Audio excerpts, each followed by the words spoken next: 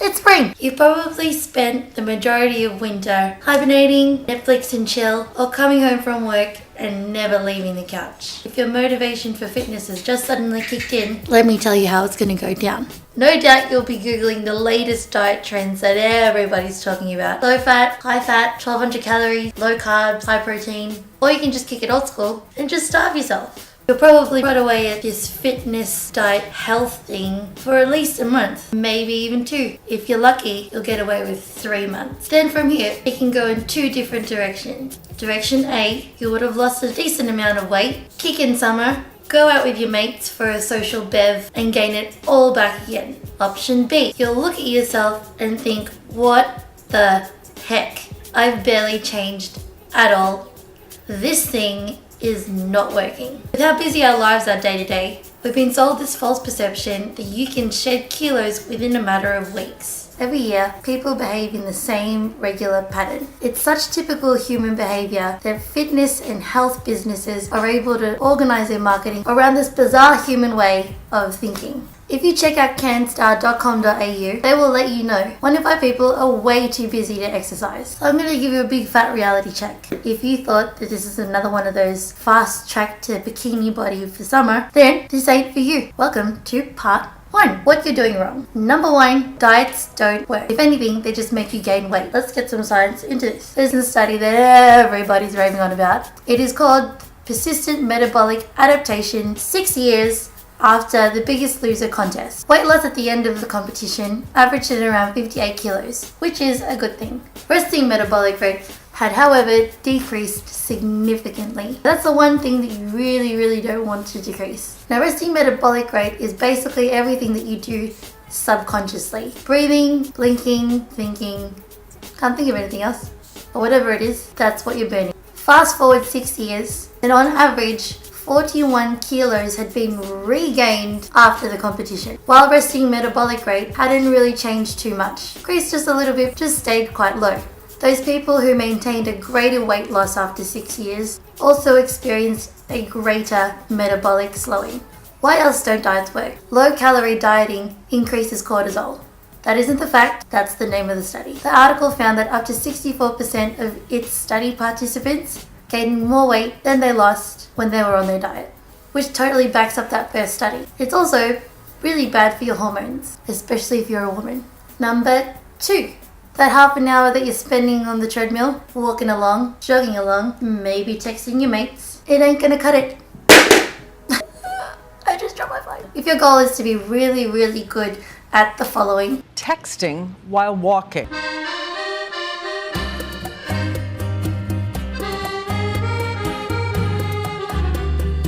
Then bingo, you're nailing it. Number 3, comfortable weight training. It looks a lot like this. I'm sexy and I know it.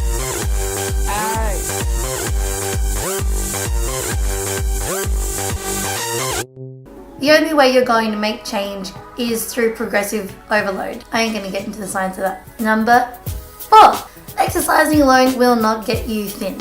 I'm not meaning exercising on your own. I mean without the consideration of food, water, and sleep. Without those, you won't lose weight. Now here it is, what you've been waiting for this whole time. It's the cheat sheet to fat loss. Number 1, do your cardio or conditioning in the morning. That means things like steady state, a HIIT, or a circuit. The reason why is because you want to be able to reduce the amount of glycogen in your body. It's basically your body's preferred source of energy. When you wake up in the morning, your glycogen stores are generally a little bit lower. So when you come to train in the morning, you got less to burn through. And then you can use your body fat for energy.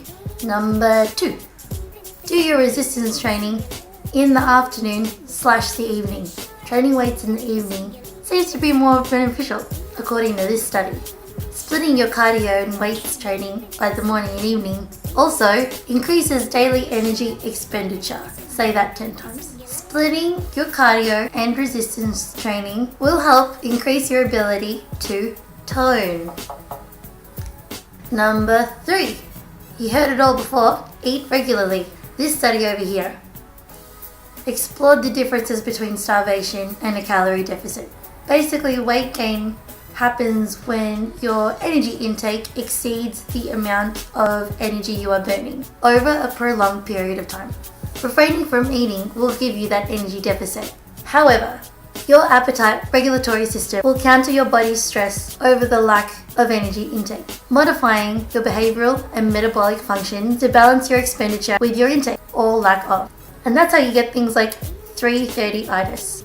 Plus, if you're doing cardio in the morning and resistance training in the evening, you can carb it up. Just kidding. You need to earn your ability to carb it up. Number 4, sleep and hydrate. Sleeping will help you recover your body. If you think about being able to do your cardio in the morning, then going to work, and then doing your resistance training, it's pretty much like a decent amount of stress to be putting on your body. Not only just emotionally, mentally, BS you have to deal with at work, but then you're going to physically stress your body. So you need to sleep to get that recovery. And hydrate. Your body is basically made up of water. Drink heaps so you can feel fresh, lovely, beautiful hair, and it's completely free.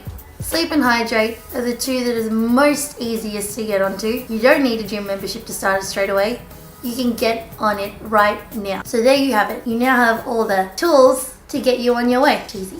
So just remember, diets don't work. Just get a nice healthy routine started. Understand that it may be a slow and ongoing process, but don't lose motivation quickly. Half an hour on the treadmill is not going to cut it. Please consult with either a friend, family, or if you're lucky enough a PT. Just at least get started on a base level of resistance training. Comfortable weight training isn't going to cut it. You need that progressive electrolyte load to challenge your body enough to want to change. And exercising on its own, not by yourself, isn't going to get you thin. Remember, if you want the cheat sheet, do your cardio in the morning, resistance train in the afternoon or the evening, eat regularly, and sleep and hydrate. Just remember that it is a guide, it's your cheat sheet, but it's not the be all end all. If you've only got time to train in the morning, then by all means go do your resistance training in the morning. If it's only in the evening, then by all means do both of them in the evening. But just go with what works for you, and it'll help you keep you motivated. If you're still watching, thank you so much for making it this far. If you'd like to give it a big thumbs up, you can hit subscribe. You don't really have to, or you can. You might be able to see this regularly.